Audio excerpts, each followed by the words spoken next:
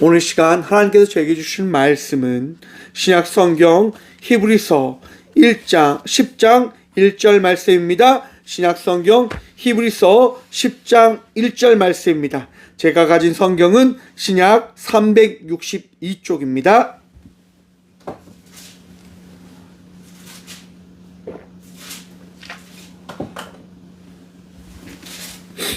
히브리서 10장 1절 말씀. 히브리서 10장 1절 말씀. 다 찾으신 줄 알고 하나님 말씀을 받들어 봉독하겠습니다. 율법은 장차 올 좋은 일의 그림자일 뿐이요 참 형상이 아니므로 해마다 늘 드리는 같은 제사로는 나오는 자들을 언제나 온전하게 할 수 없느니라. 아멘. 말씀으로 해서 함께 기도하며 나가도록 합니다. 기도하겠습니다. 주님, 이 시간도 주의 말씀 듣고자 합니다.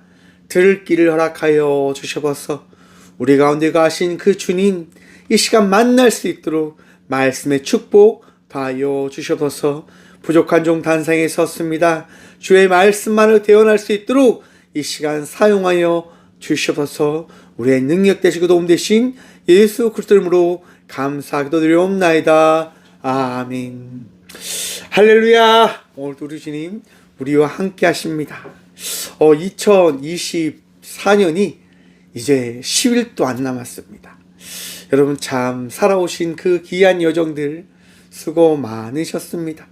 남은 이제 9일, 10일 정말 하나님의 은혜로 기쁘게 나아가는 저와 우리 모두가 되어지길 소망합니다. 여러분, 힘내십시오. 좌절하지 마시고 포기하지 마시고 즐거이 주의 은혜를 누리며 나아가는 믿음의 성도가 되어지길 소망합니다. 오늘 본문 말씀의 제목을 이렇게 정해보았습니다. 예수님이 필요하십니까? 여러분, 예수님 원하십니까? 예수님 필요하세요? 여러분에게 예수님이 필요하신 이유는 어디에 있습니까? 무엇 때문에 예수님이 필요하십니까? 지난 5월 달에 이제 어머니와 함께 병원에 간 일이 있었습니다. 어머니가 이제 심장이 안 좋다고 해서 병원을 갔는데 이제 의사 선생님이 이런 얘기 하시는 거예요. 어머니가 심장이 좋지 않는데 자동차에 부품이 고장 나면 그럼 그 부품을 어떻게 해야 됩니까?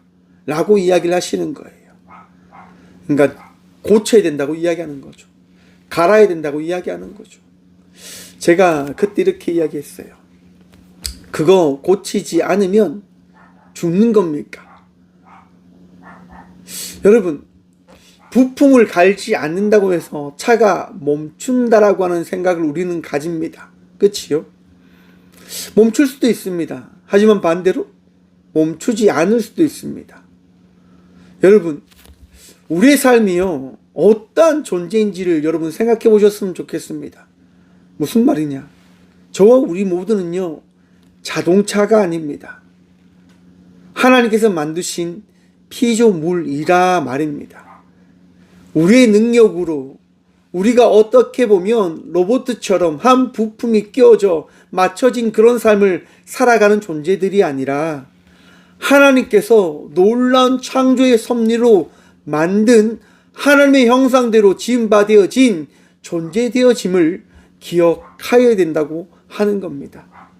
곧 사랑하는 성도 여러분, 믿음으로 나아가십시오. 염려와 걱정으로 살아가는 것이 아니라 주께서 허락하신 믿음으로 나를 지금껏 인도하신 주의 섭리가 어디에 있는지를 바라보며 굳건히 서 나아가는 믿음의 자녀들이 되시길 간절히 축원드립니다. 여러분, 염려되어진 마음들, 걱정의 마음들 떨쳐버리시고 주께서 더하신 평안, 주께서 이 시간 여러분들을 위로하시는 은혜의 말씀을 마음에 새기시며 그 말씀으로 다시금 승리의 발걸음으로 나아가는 저와 우리 모두가 되어지길 간절히 축원드립니다. 여러분, 바로 여기에 예수 그리스도의 필요하심이 우리에게 있음을 바라볼 수 있습니다. 나의 혼자의 힘으로 삶을 살아갈 수 없다고 하는 겁니다. 불안과 공포가 나에게 밀려올 때 우리는 그 공포되어진 사건을 통해서 넘어지거나 깨어지거나 좌절하게 되어집니다. 많은 사람들이 어떠한 환경과 사건을 만나게 되어지면 그 사건을 통해서 그 믿음이 흔들린다고 하는 것들을 바라볼 수 있게 되어집니다. 맞지요, 여러분? 내가 죽는단 말인가? 나의 모든 것이 잃어버려졌단 말인가? 이제 나는 내일을 걱정하며 살아가야 된다고 하는 것인가? 사건과 문제를 만나게 되어지면 우리는 무엇을 바라보게 되어지냐 하면요, 사건과 문제에 집중하게 되어집니다. 여러분, 그림자 찾기라고 하는 놀이를 알고 계십니까? 여러분, 내가 그림자를 찾기 위해서 사람들과 함께 이제 게임을 합니다. 어떻게 합니까? 이제 해 아래 나가서요, 운동장에 나가서 친구들과 어울린 다음에 하는 거예요. 시작하면 상대방의 그 그림자를 밟는 게임입니다. 여러분, 사람들이 어떻게 할까요? 그림자가 밟히지 않기 위해서요, 이리 뛰고 저리 뛰고 막 뜁니다. 여러분, 그림자를 밟는다고 해서 뭐가 달라질까요? 그런데 어떤 사람들은요, 그 그림자가 밟으면 자기가 죽는 것처럼 인식해서인지 울리기도 하고요, 나를 왜 밟냐고, 내 그림자를 왜 밟냐고 그렇게 소리치는 사람도 있더라고 하는 겁니다. 무엇이 중요하다고 생각하는 걸까요? 내 그림자가 너무너무 소중하다라고 이야기하는 거예요. 세상의 삶을 살아가다 보면 우리는 여러분 많은 것들을 경험하며 살아갑니다. 근데 그 경험하는 그 모든 것이 나의 전부이냐? 아니라고 하는 것들을 생각하셔야 된다고 하는 거예요. 그림자가 내 전부이냐? 아니라라고 하는 겁니다. 그림자는 결코 나의 전부가 되어질 수 없습니다. 나에게 주어진 사건과 일들은 나의 전부가 되어질 수 없습니다. 왜냐? 내 삶은 하나님께서 만드신 놀라운 삶이기 때문인 겁니다. 하나님이 없이는 그 삶이 이해되어질 수 없고 그 삶이 그 삶으로 만들어져 갈 수 없습니다. 하나님을 믿는 사람과 믿지 않는 사람들은 이야기합니다. 내 삶은 망했어. 내 삶은 끝이 났어. 하지만 하나님 믿는 사람은 이야기하죠. 내 삶이 이렇게 힘들지만 나는 다시 하나님으로 인하여 나아갈 수 있어 라고 이야기할 겁니다. 글래디에이터 2 영화를 봤습니다. 막시무스라고 하는 한 장군의 이야기의 후속편인데요. 그 장군에게 아들이 있었어요.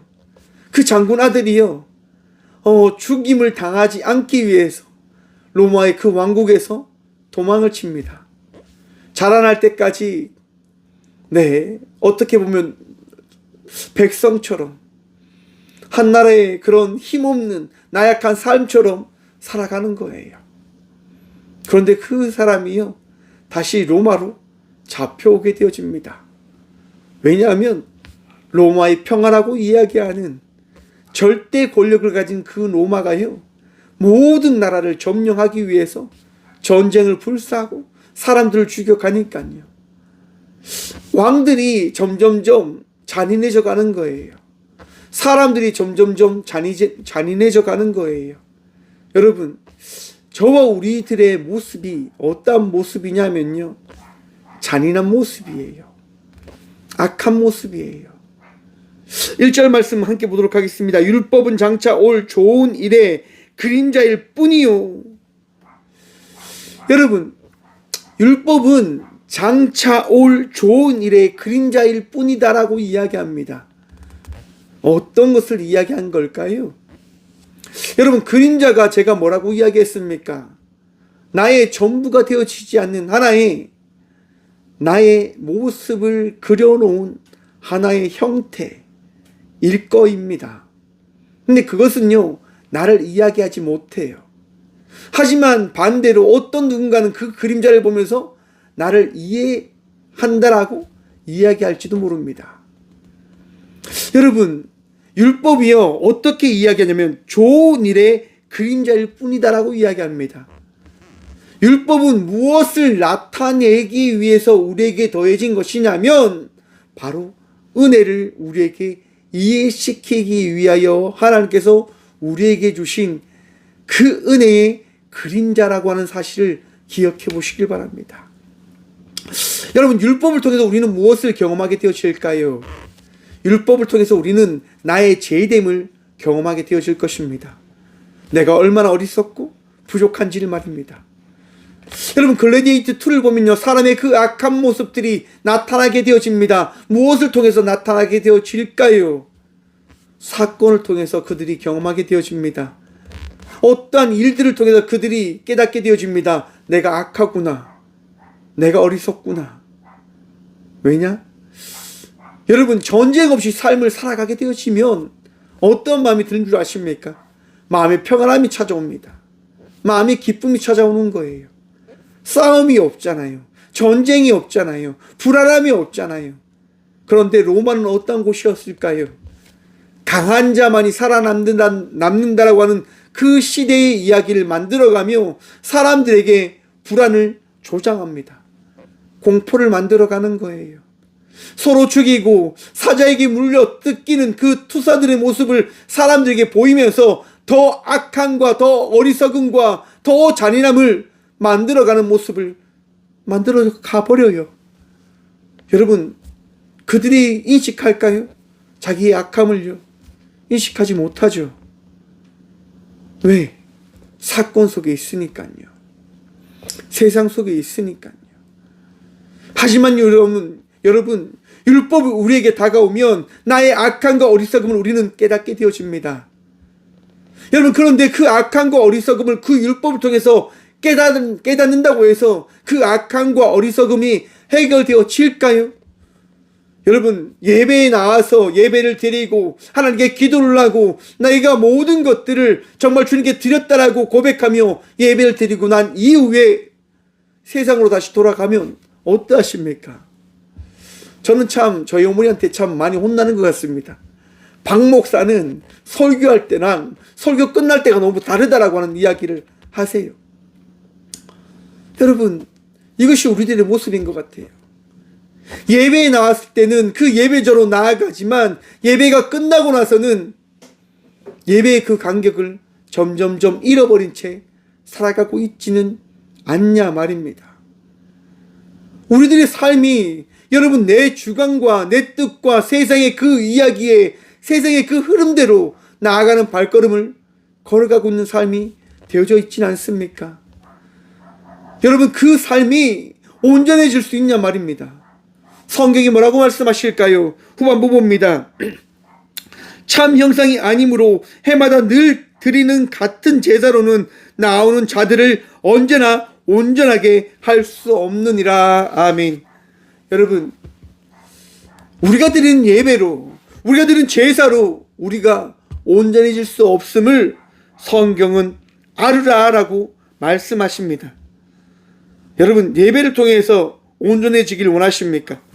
내가 드리는 예배를 통해서 나는 거룩해질 수 있다. 여러분, 혹시 그런 생각들 가지고 계십니까? 내가 드리는 기도를 통해서 나는 온전해질 수 있다라고 그렇게 생각하십니까? 아니다라고 성경은 이야기합니다. 왜냐? 2절 말씀 함께 봅니다. 그렇지 아니하면 섬기는 자들이 단번에 정결하게 되어 다시 죄를 깨닫는 일이 없으리니 어찌 제사 드리는 일을 그치지 아니하였으리요. 여러분, 제사를 통해서 예배를 통해서 온전해질 수 있으면 어찌 사람들이 계속된 예배를 드림으로 나가는 것이냐 라고 성경은 반문합니다. 그치요 여러분? 제사를 통해서 예배를 통해서 우리가 온전해질 수 있다면 왜 우리가 매일매일 기도를 드리고 예배를 드리며 이 성전으로 나오는 것일까요? 무슨 말입니까? 형식적인 이 행위를 통해서 우리가 온전해질 수 없음을 깨달으라고 하는 거예요. 이단들이 이야기하는 것이 그거잖아요, 여러분.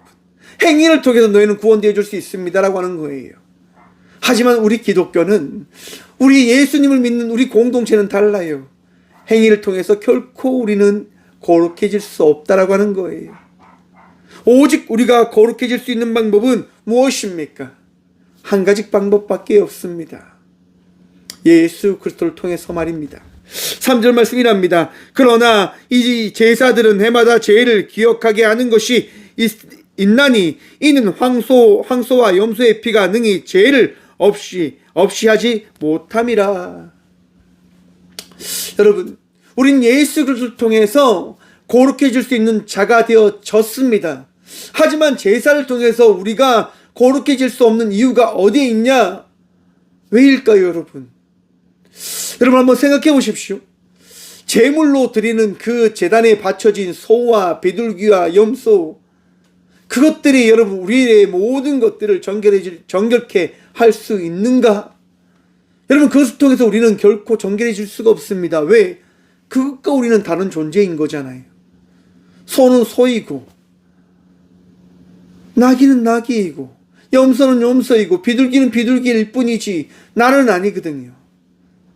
그것이 하늘로 들려질 때 흠양한다라고 이야기하잖아요. 하나님께서 향기를 맡으시며 우리의 모든 죄를 용서해 주시길 바라는 그 제사, 그 예배를 통해서 내가 정결해질 수 있는가?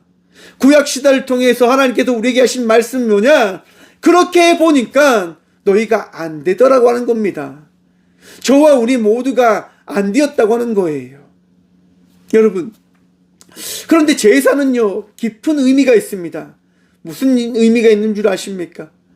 여러분, 소와 염소와 비둘기와 같은 제단에 바쳐진 그 짐승들이 어떠한 것일까요? 생각해 보셨습니까? 말씀을 준비하면서 그런 생각이 들더라고요.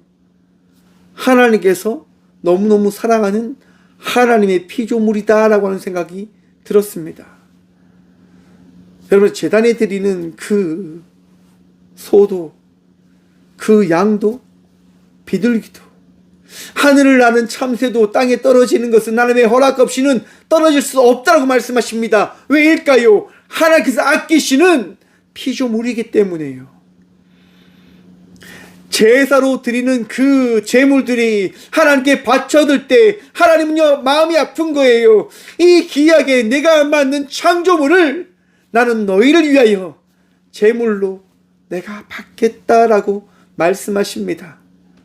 아파하시면서 말입니다. 그런데 우리들은 그 아파하심을 깨닫지 못할 때가 참 많이 있는 것 같습니다. 여러분, 예배로 나온 이 시간, 여러분의 마음속에는 어떠한 마음들이 있으십니까? 동일하십니까? 습관처럼 드리는 예배, 정말 아무 생각 없이 드리는 예배이진 않으십니까? 우리가 드리는 이 삶이 아무 의미 없는 삶이 되어져 가고 있지는 않으십니까? 여러분, 텔레비를 보면요, 참 마음이 아픈 기사를 많이 보는 것 같습니다. 최근 계엄령 이후에 젊은 세대들이요, 그 광장에 나가서, 그 도로에 나가서 외치는 모습을 참 많이 보는 것 같아요. 그들이 무슨 죄가 있을까요? 그들이 왜 그런 외침을 하는 걸까요? 도대체 왜? 그냥 그런 젊은 세대를 바라보니까요, 마음이 아팠어요. 왜 저들은 저 자리로 나가야만 하는 것일까라고 하는 그런 질문들 말입니다. 여러분 한번 보십시오. 우리가 삶을 잘못 살아갔기 때문에, 삶을 잘못 살아냈기 때문에 우리의 후손들이, 우리의 자손들이 아픔을 경험하게 되어지는 겁니다. 나의 삶이 온전하지 못하기 때문에, 내 삶이 부족하기 때문에, 나의 선택과 결정이 부족하였기 때문에 여러분, 이 시대가 이렇게 악해져 가고 있는 겁니다. 사랑하는 성도 여러분, 성도의 삶을 살아가기 위한 삶의 그 발걸음이 어디로 향해야 되는지를 다시금 기억하시고 다시금 바라보시길 바랍니다. 여러분, 예수님께서 이 땅 가운데 왜 오셨을까요? 5절 말씀 봅니다. 그러므로 주께서 세상에 임하실 때에 이르시되 하나님이 제사와 예물을 원하지 아니하시고 오직 나를 위하여 한 몸을 예비하셨도다. 아멘. 여러분, 왜 예수님이 이 땅 가운데 오셨다고 생각하십니까? 왜요? 세상의 모든 것들은요, 의미가 다 없어요. 정확하게 이야기하면 세상의 모든 것들은 자기를 위한 삶을 살아가라라고 이야기하는 그 중심되어진 사고로 세상을 만들어 갑니다.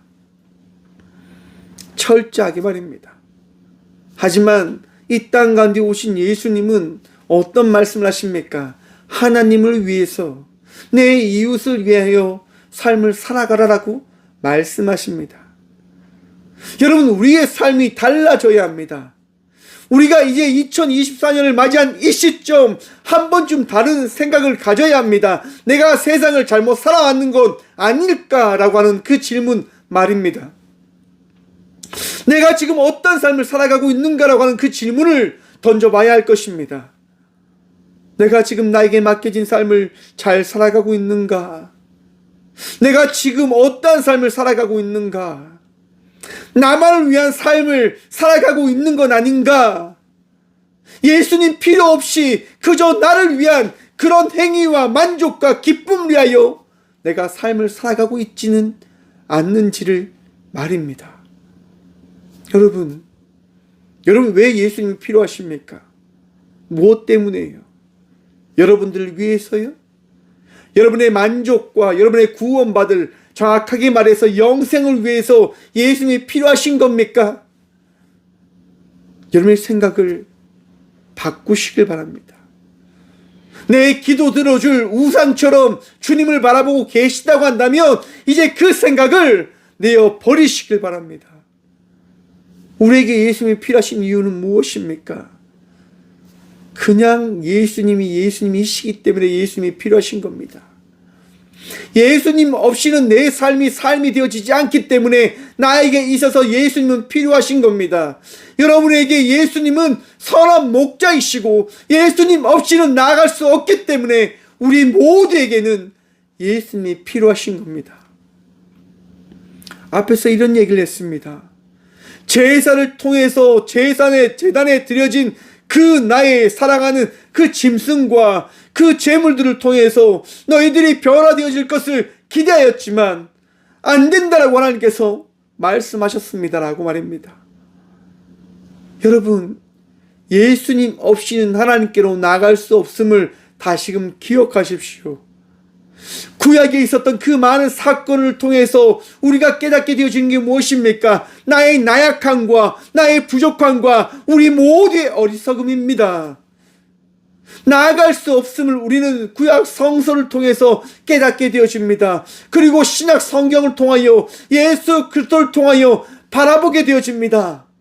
그래, 내가 나아갈 수 없지만 예수 그리스도로 말미암아 이제 내 삶이 예수 그리스도로 나갈 수 있는 삶이 되어지겠구나라고 하는 것들을 말입니다. 여러분의 마음속에 예수님이 찾아오셨음을 믿으십니까? 예수님께서 함께 거주하시며 내주하시며 여러분들을 위로하시고 치유해 주심을 믿으시길 간절히 축원드립니다. 아픔이 있는 이들도 있을 것입니다.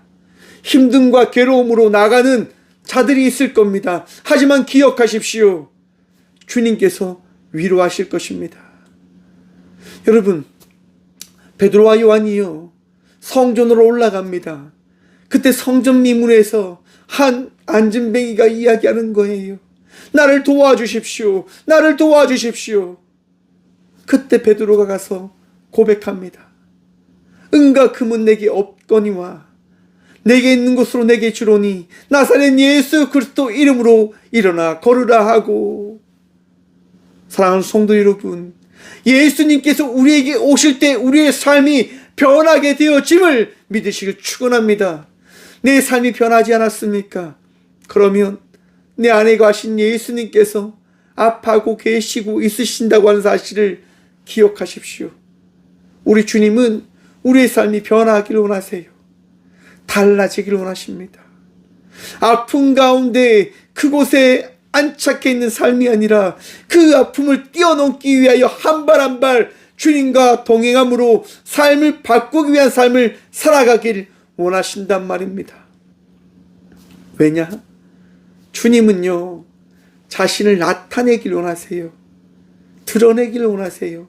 6절 말씀 함께 봅니다. 번제와 속죄자는 기뻐하지 아니하시나니 이에 내가 말하기를 하나님이여 보시옵소서. 두루마리 책에 나를 가리켜 기록된 것과 같이 하나님의 뜻을 행하러 왔나이다 하셨느니라. 아멘. 여러분, 사울이라고 하는 왕이 있었습니다. 사울이라고 하는 왕이요, 전쟁터에 아멜렉과 전쟁하기 위해서 나가는 거예요. 그때 사무엘이 이야기합니다. 왕이시여, 전쟁에 나가서 승리를 하시거든 당신이거든 그 모든 것들을 다 진멸하십시오라고 이야기합니다. 근데요, 사울왕이 나갔는데 상대방 측의 그 기이한 것들이 너무 예뻐 보이는 거예요. 너무 소중하게 보이는 거예요. 사울이 어떻게 할까요?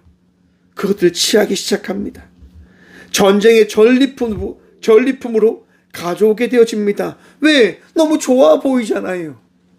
순양이 그 너무나 거대하고 튼튼하고 너무나 귀하게 보이는 거예요. 귀한 예물들이 너무나 좋게 보여지는 거예요. 다 가지고 와요. 그리고 어떻게 해요? 숨겨두지요. 그때 사무엘이 오는 거예요.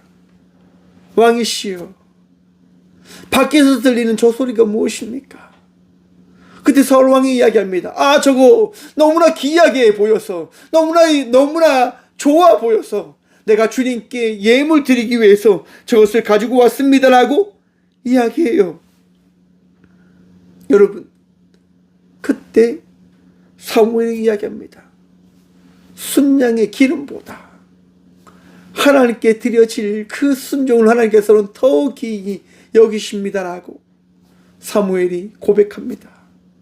사랑하는 성도 여러분, 나의 삶에게 주어진 그 모든 것이 넉넉하고 좋게 보인다 한다 하더라도 예수님이 없이는 의미가 없다고 하는 것들을 다시금 기억하십시오. 8절 말씀은요, 7절 말씀은요, 시편 40편의 다윗의 고백을 통하여 인용되어진 말씀인데요. 내가 말하기를 하나님이여 보시옵소서, 두루마리 책에 나를 가리켜 기록된 것과 같이 하나님의 뜻을 행하러 왔나이다 하셨느니라 라고 다윗이 이야기합니다. 누구에 대한 고백이냐면 이 땅 가운데 오실 메시아에 대한 고백을 다윗이 이전에 했다고 하는 부분을 히브리서는 말씀하고 있는 겁니다.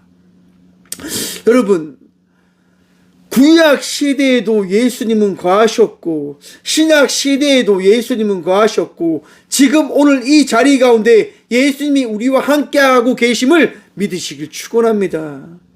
하나님은요, 우리와 함께 하시는 거예요. 왜냐? 예수님 없이는 예배가 되어질 수 없기 때문인 겁니다.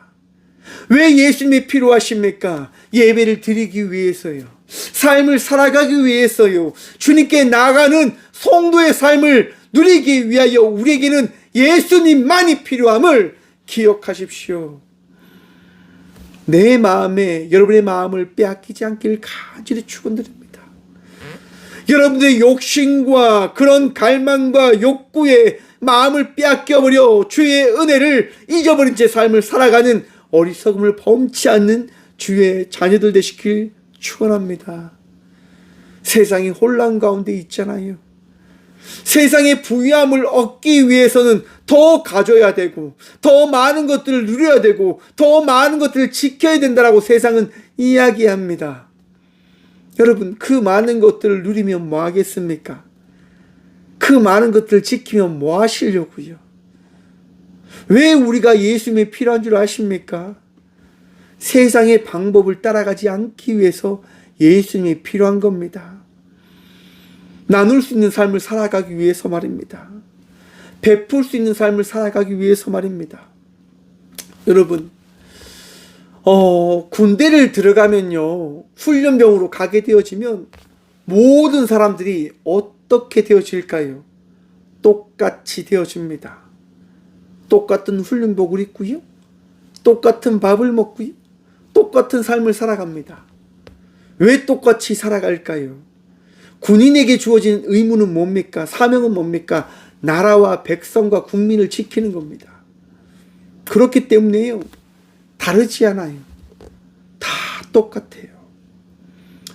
이번 계엄령을 보면서요, 참 마음이 아팠습니다. 왜 군인들은 자기의 선택을 왜 하지 못했을까? 왜 그들이 말하는 그 위정자들의 그 이야기에 따라 그들의 마음이 빼앗겨버리게 되어진 걸까? 욕망과 욕구가 아니었을까요? 국방부 장관이 되어줄 수 있는, 포스타가 되어줄 수 있는, 더 권력과 더 부유함과 더 넉넉함을 가질 수 있는 자리가 보장되어졌다고 하는 그 이야기에 그들의 마음이 빼앗겨버린 게 아니었을까요? 국민은 없어요. 나라는 없어요. 그저 자기 이익만 그들의 마음속에 존재했다고 하는 거예요. 여러분, 하지만요, 많은 군인들은요, 나라와 국민을 생각합니다. 그래서 여러분들이 이번 사태에서 아파하는 군인들을 위해서 함께 기도해 주셨으면 좋겠습니다. 얼마나 그들이 마음이 아프겠습니까? 국민에게 총을 겨누었다고 하는 것, 반란군이 되어졌다고 하는 그것, 부대의 명예가 있는데 그 명예를 다 깨뜨려 버렸다고 하는 그것을 통해서 많은 이들이요 아파한다고 합니다. 혹 자기도 감옥 가지 않을까, 혹 자기도 잘못된 길을 걸어가지 않을까라고 하는 생각에 갇혀서 말입니다. 그들이 회복되어질 수 있도록 함께 기도함으로 나가는 저와 우리 모두가 되어지길 소망합니다. 여러분, 우리는 모두 하나여야 합니다. 우리 모두는 함께여야 합니다. 대한민국은요, 하나님께서요 피로 값주고 산 나라예요.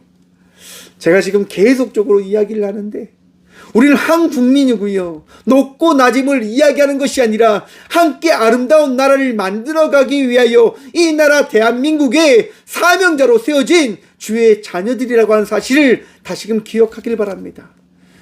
무엇을 위해서 여러분들이 이 땅 가운데 있으십니까? 예수 그리스도의 사명자로 살아가기 위해서요. 예수님께 허락하신 삶을 살아가기 위해서요. 10절 말씀 마지막으로 함께 보도록 하겠습니다. 이 뜻을 따라 예수 그리스도의 몸을 단번에 들이심으로 말미암아 우리가 거룩함을 어떻게 해요? 얻었노라. 할렐루야. 사랑하는 성도 여러분, 이 땅 가운데 오신 예수 그리스도로 말미암아, 대한민국을 세우신 예수 그리스도로 말미암아, 나의 삶 속에 찾아오신 예수 그리스도로 말미암아 우리는 거룩한 좋은 존재들이 되어졌습니다. 어제보다 나은 존재들이 되어졌단 말입니다. 나의 뜻과 나의 욕망을 위해서 삶을 살아가는 자들이 아니라 예수 그리스도를 위하여 삶을 살아가는 자들이 되어졌음을 기억하십시오. 마음에 새기십시오. 주께서 기뻐하시는, 주께서 잘했다 칭찬하시는 믿음의 삶을 살아가는 저와 우리 모두가 되어지길 간절히 축원드립니다. 이번 계엄령에서요, 이혁이라고 하는 법무부의 감찰관이라고 하는 사람이 그런 얘기를 하시더라고요. 이 계엄령을 하게 되어질 때 나라에 혼란이 생기게 되어질 것이고 문제가 발생할 거기 때문에 나는 그것에 동참할 수 없었다라고 그분이 그렇게 이야기하시는 거예요. 여러분, 소신 있는 삶을 살아내십시오. 그리스도인으로 여러분의 그 고백이 아버지 예수 그리스도의 그 은혜를 만방에 고백하는, 선포하는 그 고백이 되어짐을 마음에 새기십시오. 그리고 그러한 삶을 살아가는 믿음의 자녀들 되시길 간절히 축원드립니다. 여러분, 제가 군대에서 훈련병 때 모든 사람들이 동일한 체육복을 입고 동일한 옷을 입고 동일한 훈련을 받을 때 제가 사람들에게 그렇게 이야기했단 말입니다. 나는 예수님의 백으로, 하나님의 백으로 1등을 해내겠어라고 이야기했어요. 저는요, 저희 부모님이 군대 스타도 아니고 원사도 아니고 아무것도 아니에요. 한데 그 자리에 있는 사람은 부모님이 준이고 원사고 스타고 이런 다양한 사람들이 있더라고요. 그런 얘기를 들을 때 저는 그런 얘기 했다니까요. 그 많은 무리들에게 고백합니다. 하나님의 백으로 내가 1등 할게! 라고 말입니다. 그리고 열심히 훈련하는 거예요. 남들보다 더 열심히, 남들을 더 섬기면서, 남들 위해서 헌신하면서 그렇게 살아가는 거예요. 왜요? 고백했잖아요. 나 하나님 믿는데 하나님 믿는 사이의 삶이 어떠한 것인지 여러분들에게 보여드릴게요. 하나님을 믿는 자의 삶이 무엇인지 여러분들에게 제가 한번 보여드리겠습니다라고 제가 고백했기 때문에 그러한 삶을 살아갔습니다. 사랑하는 성도 여러분, 저와 우리 모두는 예수 그리스도를 믿는 이들입니다. 예수님이 필요하고 예수님이 찾아오신 그 삶을 살아가고 있는 자들입니다. 오늘 또 주님께서 기뻐하시는 온전한 성도의 삶을 살아가는 저와 우리 모두가 되어지길 간절히 축원드립니다. 지칠 겁니다. 힘들 겁니다. 아플 수도 있습니다. 괴로울 수도 있습니다. 어떻게 보면 내 삶이 다 깨어질지도 모릅니다. 하지만 사랑하는 성도 여러분, 그리스도 예수로 말미암아 삶을 살아가십시다. 지혜롭고 명철하게 주님께서 원하시는 그 삶을 살아가는 저와 우리 모두가 되어지길 간절히 축원드립니다. 주님, 여러분들에게 선한 목자 되어주셨습니다. 기도하겠습니다. 주님 감사합니다. 오늘 이 시간도 우리의 마음속에 찾아오셔서 예수님 없이는 살아갈 수 없는 자들이 바로 우리들임을 깨닫게 하신 주님 감사합니다. 내 주님 바라보며 나아갑니다. 내 주님 의지하며 나아갑니다. 주님, 오늘도 위로하시고 말씀하시고 주 예수 그리스도로 말미암아 선한 목자에게 이끌림 받아지는 양으로서의 삶을 살아가는 저희 모두가 되게 하여 주시옵소서. 평안하기를 기도합니다. 주님으로 인하여 기뻐하기를 기도합니다. 불안과 걱정과 근심이 선한 목자이신 예수 그리스도로 말미암아 사라지기를 간절히 기도합니다. 주님, 위로하시고 치유하시고 역사하셔서 더 이상 우리가 세상에 붙잡힌 바 되어진 어리석은 삶을 살아가지 않을 수 있도록 나를 위한 삶이 아니라 예수 그리스도를 위한 삶을 살아가는 성도들이 되어줄 수 있도록 주님 역사하시고 말씀하시고 축복하여 주시옵소서. 주께서 허락하신 놀라운 위로함을 우리가 누리기를 간절히 기도합니다. 주님, 치유하여 주시옵소서. 주님, 수술하고 병원에 있는 주의 자녀들이 있습니다. 아픔 가운데 있는 주의 자녀들이 있습니다. 힘듦과 어려움 속에 주의 도우심을 구함으로 나가는 주의 자녀들이 있습니다. 주님, 치유하시고 위로하시고 아버지께서 도와주시옵소서. 오늘도 우리의 모든 삶을 다스리시고 내 삶의 전부가 되어주신 예수 그리스도 이름으로 감사 기도드리오며 이제는 친히 이 땅 가운데 오셔서 우리의 위로함이 되시고 우리의 선한 목자가 되어주신 예수 그리스도의 은혜와 우리를 사랑하시어 하나밖에 없는 독생자 예수 그리스도를 이 땅 가운데 보내주신 하나님의 다함없는 사랑과 우리의 나약함과 우리의 아픔과 힘듦과 고통을 치유하시고자 우리와 동행하시는 성령님의 감화교통하심이 예수님만이 우리의 전부이십니다라고 고백함으로 나가는 꽃교회 모든 성도들과 함께 영상으로 예배하며 나가는 모든 믿음의 동역자들의 삶 속에 그들의 가정과 그들의 일터 위에 이름부터 영원까지 함께 하시기를 간절히 축원하옵나이다. 아멘.